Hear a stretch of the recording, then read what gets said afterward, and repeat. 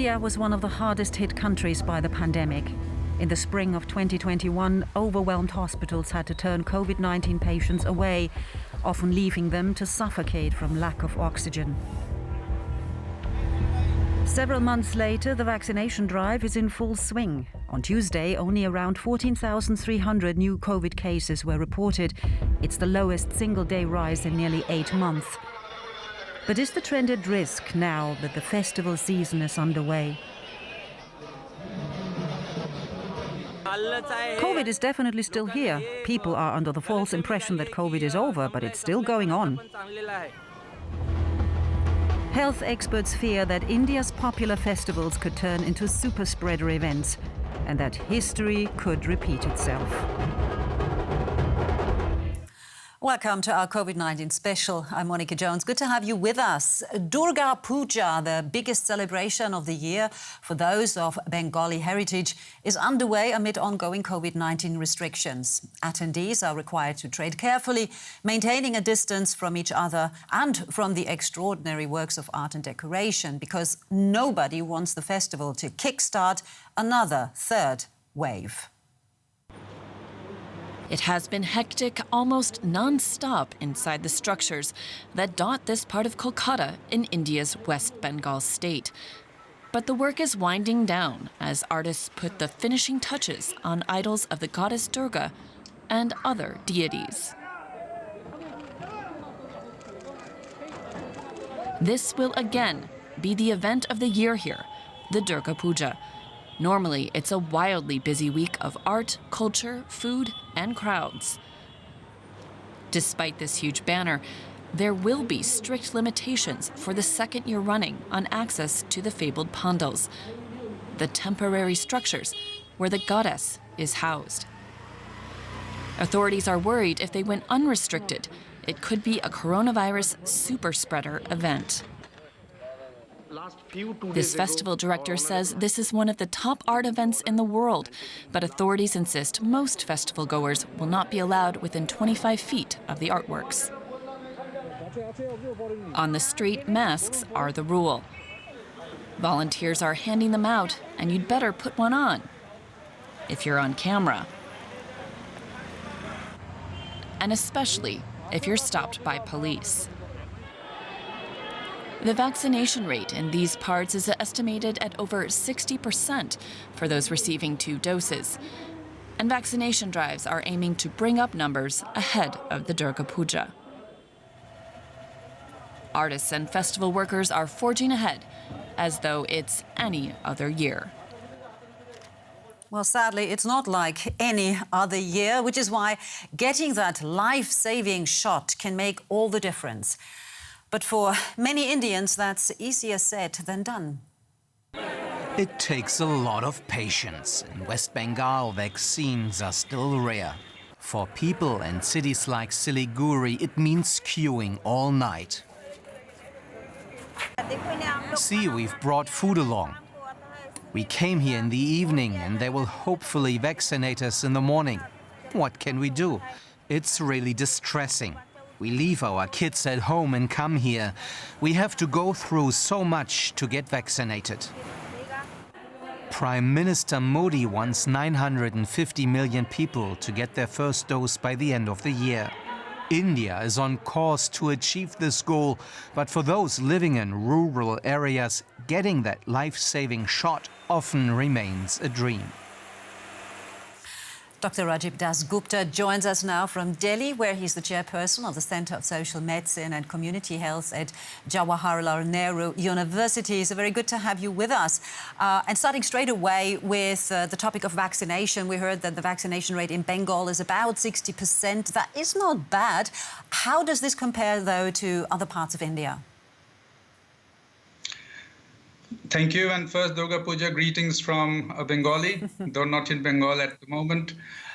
Yes, West Bengal's immunization coverage has certainly been better than many of the states. And more importantly and interestingly, the gender advantage has been in favor of women rather than men, which is true for most of the country on an average. However, as you very rightly said, that mass events, mass congregations, whether of religious or political or any nature, are certainly a risk at this point. But it's also to be taken into account along with India's high seroprevalence rate, which is near about 80% going by the last round. And that could be a blessing in disguise. And of course, as far as I understand now, there's also a vaccine approved for kids now. How big a difference will this make for all those festivals coming up? Well, it's only in the emergency authorization stage. It's quite a distance from what was announced today, the second vaccine to be approved, to an actual rollout to a vaccination program for kids. That's quite a bit of a journey. But certainly, it was a good news today, and there's a lot of optimism, particularly as far as children and adolescents go. OK, so there's light at the end of the tunnel there too. But how worried are you that this festival of Durga Puja could eventually be a corona superspreader event? Well, actually, we don't know. It's going to be an interaction of two things. One, pretty high seroprevalence, which is on account of a combination of two things: a reasonably good vaccination coverage till this point, particularly in urban areas, plus immunity post the Delta tsunami that we had, which of course came with its share of very high levels of mortality in some parts. But the two put together actually means that a substantial proportion of the population is protected. But what's worrying is that India currently has the largest numbers of those individuals immunized with a single vaccine, that's partially immunized population. That in itself is potentially worrisome, plus the crowds, of course. Worrisome because it could promote mutants, or worrisome why? Because the protection is not that accorded by 2 doses of the vaccine. A very large proportion is still partially immunized.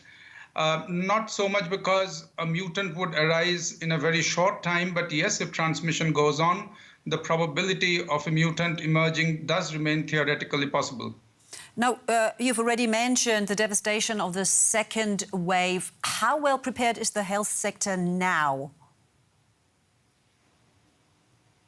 Well, we all think that the health sector is much better prepared now. I'm sure that across states, both state governments and federal governments, as well as the private sector, have taken a range of measures. A lot of learning has happened, and I hope we should be able to cope better.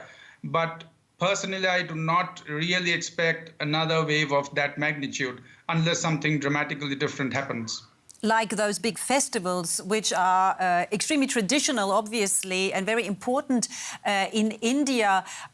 Do you think it's feasible to say, let's just cancel those festivals until the pandemic is over, or is that completely impossible? No, the trend so far has been both on parts of governments as well as the courts, who have often stepped in to issue a range of advisories. Now, some of those advisories are often followed very strictly, particularly last year it was. This year, for example, in West Bengal, it comes with a set of caveats, do's and don'ts, some of which may not actually be very conducive to being implemented in letter and spirit. OK. Dr. Rajib Das Gupta, thank you so much. And Durga Puja, greetings to you as well. Thank you very much.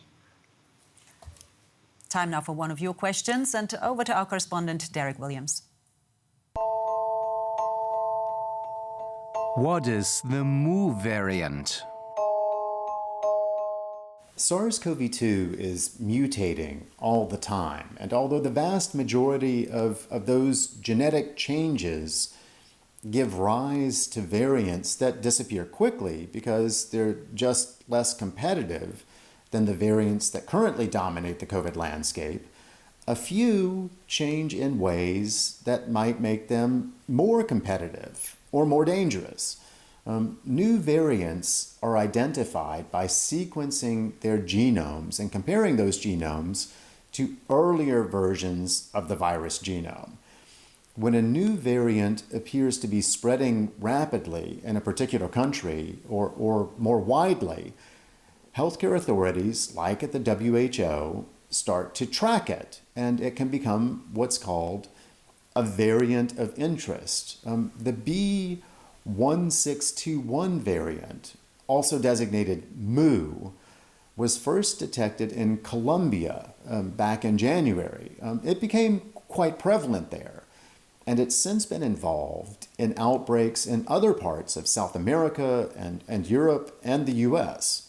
Mu was designated as a variant of interest at the end of August. The WHO added it to that category because of concerns that it might be able to better get around COVID-19 vaccines and current treatments.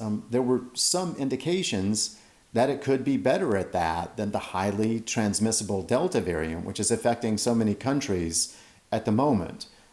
However, for now at least, worries about Mu really taking off are dropping. Numbers of confirmed cases caused by the variant have fallen in many places, which a lot of experts think is because it's being simply outperformed by Delta. So while it's still being watched carefully, fears about Mu have eased, at least for the moment. And before we let you go, people in Sydney are enjoying the first days of return freedoms as the city ends its 106-day pandemic restrictions. We are back and we are open. Sydney's cafes and restaurants welcome back fully vaccinated customers on Monday after nearly 4 months of lockdown. As Australia's vaccination rollout gains momentum, authorities say it's time to live alongside the virus and reopen. That's all for now. Thanks for watching.